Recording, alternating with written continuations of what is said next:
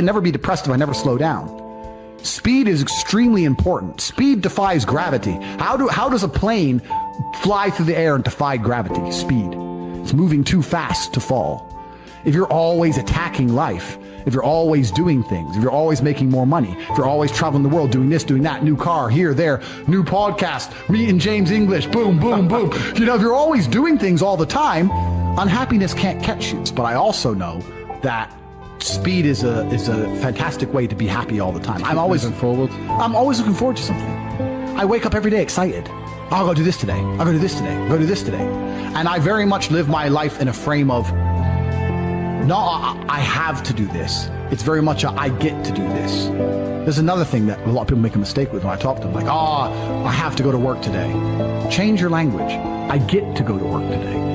Imagine you had no job. It'd be worse, right? Because otherwise you wouldn't be working. So you get to go to work. I have to fix the car. At least you have a car. You get to fix your car. Most people don't got one. I have to go get the kids. You get to go get the kids because you have these beautiful children who love you. You understand? People's even their own language is wrong. The world can be framed. Maybe I'm completely crazy. Maybe I'm full of shit, like you said. Maybe I am. But the frames I've installed in my mind are all beneficial to me. So if that makes me crazy and full of shit, good.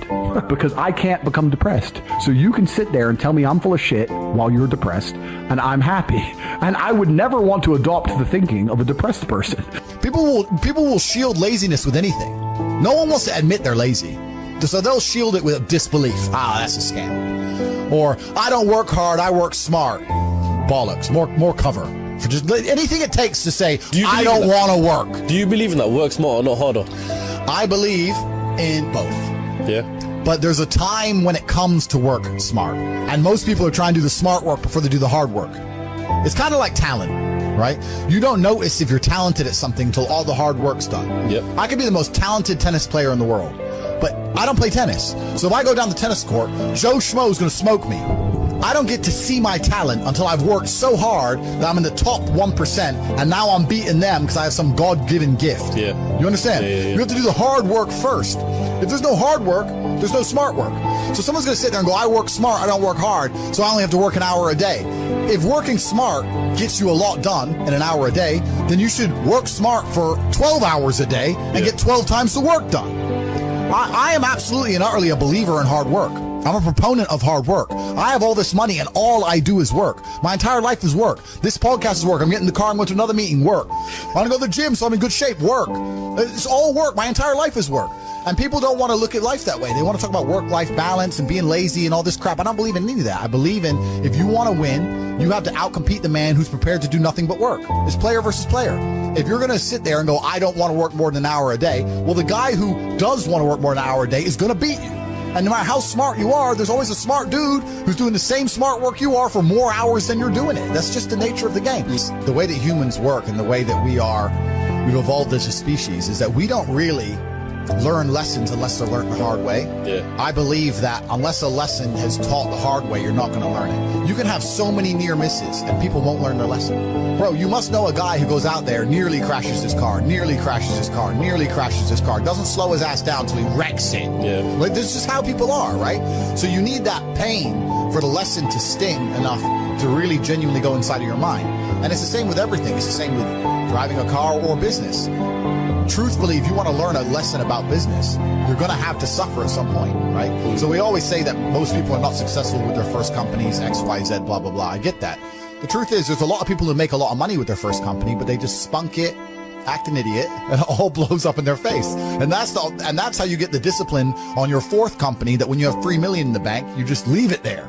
You know, and don't be done with it. So you need to go through some pain. You need to experience some negative things. You need to have to a degree some trauma to really even learn any lessons. So yeah, business studies, you're right. The book, that's not going to teach you anything about business. You need to get out there on the streets. You need to make mistakes. You need to suffer. You need to have the tax man knocking at your door. You got to deal with all that stuff so that you make sure it doesn't happen again. I really think that humans are stupid enough to only learn the hard way. And life really doesn't have to be that complicated. When you see somebody that has something you want, you just got to try and work out how they got it. Yeah. And that's the missing part. Most people see people with things they want, and they don't do the second half. They don't try and work out how they got that thing. Oh, my man has a Ferrari. Okay. I wish I had a Ferrari. Okay. They don't sit there and go for an hour, how did he get a Ferrari? It doesn't cross that part is the part they don't want to do, right? They just go, oh, he has a Ferrari, wish I had a Ferrari, and they go back to TV. Yeah. And that's why they lose. It's player versus player out here, man. It's on the street. It's not easy. For every dollar you make, for every pound you take, you took it from someone else. You don't make money, you take money. People don't understand the way that money works. You're not the Federal Reserve. You can't create money from thin air. Every single pound in your bank is money you took from someone else. And when I say take, I don't mean it in a negative way. You might have convinced them to give it to you. You might have a coffee shop. I'll give you a nice coffee. You'll give me some money. Cool. But you still took his money, right? So if you're out here trying to take stuff from other people, don't you want to have a team? You want to do it by yourself? You want to be Rambo? Because if you get two of you doing it. You get two of you. That's right. So the whole idea of this lone soldier, this Rambo, I'll do it all by myself, that's all dead, bro. You need to have a team. It's player versus player. And for the same reason, if you were out here on the street and you want to defend yourself, you want your boys around you, it's the same thing with trying to get rich. And you're laughing with your boys. Yeah. The brokey days are great. And I'm not complaining about being rich. Obviously, I worked hard for this, and it's a fantastic life I live now. But I think without those brokey days, without those original days to compare it to, without that juxtaposition, then I don't think being rich would be fun at all. I think it's only fun because you can compare it to the days when you weren't rich. That's the only thing that makes it fun. The only thing that makes a $10,000 steak fun is that you can laugh saying how you never had 10 grand in your bank till you were 27 years old. Yeah. Like otherwise it's boring. Otherwise okay, steak. And I think if you're born with too much money, that you'll never truly be happy. I think you need the brokey days. They're the best days. You meet somebody wealthy, their family at one point was not wealthy. And then the one shows up. One person changes the family tree forever. In my family, I'm the one. And it wasn't because I wanted it or I hoped for it. I fought for it. I want to fight for my family. I want my mom and dad proud of me. I want me proud of me. I want to look in the mirror and be happy with the man I look back at. That he gave it everything, that he went for it. That's what I want for you. I want you to be happy with you, not cool. I've seen all kinds of cool guys my whole career. Cool guys go broke. They have a good 2 or 3 years. Players who implement strategies that get focused and intense, they win decades. You got to win year after year after year. I'm almost 50 years old, man. I've got a loaded calendar. I'm after it. I'm not casual. I want to win. You hear me? Wake up! You want to win? You want to be a millionaire? You got to quit being so casual. You walk slow. You implement things slow. You talk a good game like you're going to be somebody. Business is a sport. It's competitive. You got to get focused and get in a hurry. Wake up, brother. If you make a couple of these adjustments, man, you could change your life. You could change your family forever. It's not casual. You can change the chapters in the book of your life if you want to. You're the author. It might be year 2, 3, 4 before you get your big win, but you could decide now, I'm going to walk, talk, and be a different person. You're the lead character in the story of your life. But too many of you let what I call the extras of life dictate where you're going. Y'all hear me? Here's the truth. Most people's dreams can be bought. With enough failure, they will sell their children's dreams. They can't still fight. With a little success or a whole bunch of failure, most people will sell their will to win. Some of you have sold it because you're making a little bit of money. You don't work like you did when you were making nothing. Some of you will sell your win for some failure. You're probably viable, but if you decide that my will cannot be bought, I'll keep fighting for my family. I'm the one. I'm going to change my family tree forever. Decide now. You're going to keep negotiating the price, or can you not be bought?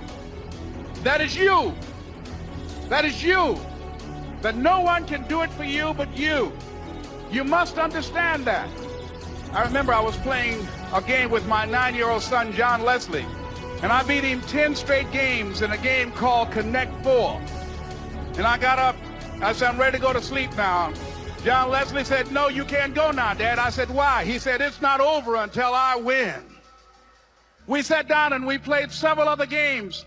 And finally, John Leslie won, and he got up and he yawned. And he said, I'm ready to go to sleep now. What if all of us took that attitude after we face a rejection and a no, or we have a meeting and no one shows up? What if we have that kind of attitude? The car's repossessed. Nobody believes in you, but you're still looking at your dream. Say to yourself, it's not over until I win. It's possible. I can live my dream. It's me. I've got to make it happen. It's not over until I win. As you run toward your dream, it's necessary that you have goals, that you write those goals down, that you plan. It's also necessary that you look for ways to always find a way to pull it out when everybody else thinks that you are defeated. But the next thing, ladies and gentlemen, I want to share with you that some of you already know that it's hard. It was hard when just over 3 years ago, and I fell on some hard times, and I was sleeping in my office. It was hard coming into the lobby, and the security said, "Can we see you for a moment?" And he gave me an envelope. And the envelope was from management that said, "This is an office tower. Do not sleep in your office." And it was hard coming through the lobby.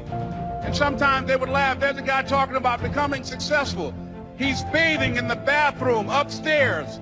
He sleeps on the floor. Look at him. It was hard, ladies and gentlemen, coming to speak to people.